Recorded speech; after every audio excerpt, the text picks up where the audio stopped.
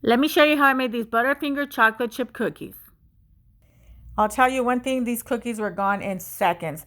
Everyone just loved the addition of the Butterfingers. And yes, to be honest, they were super delicious. I'm adding in 1 cup of melted butter but cooled, 1 1/3 cup of brown sugar, 1 cup of white sugar. Mix that well until it's nice and creamy. Add 2 large eggs and 2 teaspoons of vanilla. Keep mixing and your batter should look like this, nice and creamy and changed color. Add in 3 cups of flour. I'm going to add in just a little bit. Mix it, and then I'm going to add in the rest along with 1 teaspoon of salt, 1 teaspoon of baking soda. It's baking soda, not baking powder. Mix that with a spatula. Do not overwork your dough and just mix it just until you still see some flour. Then add in your chocolate chips. I'm adding in 1 cup of semi-sweet, 1 cup of milk chocolate, and then 1 cup of the Butterfinger baking bits. Mix that just until it comes together. I'll be weighing these to be around 3.5 ounces. The weight of these just depends on you. I want mine a little bit bigger, but you can make these a little bit smaller. Since I'm just making these ahead, I'm not going to bake them until tomorrow. I'll be adding them to my tray and I'll bake them the next day.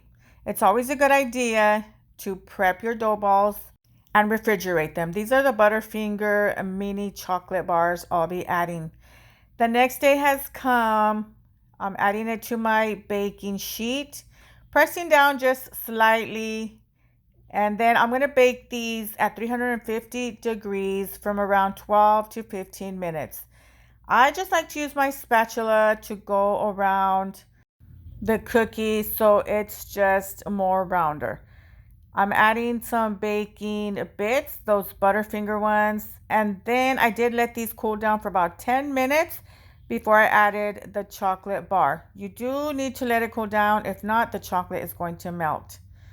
Then I'll just be letting these cool completely on a wire rack. Once they're completely cool, then you can store them however you want. I did make a double batch here, so if you don't want that many cookies, then just half the recipe. These came out so delicious, and I definitely had to have one with some milk and ice. Y'all gotta try these cookies. They were gone, like seriously gone in seconds. Save this recipe. You are going to love it.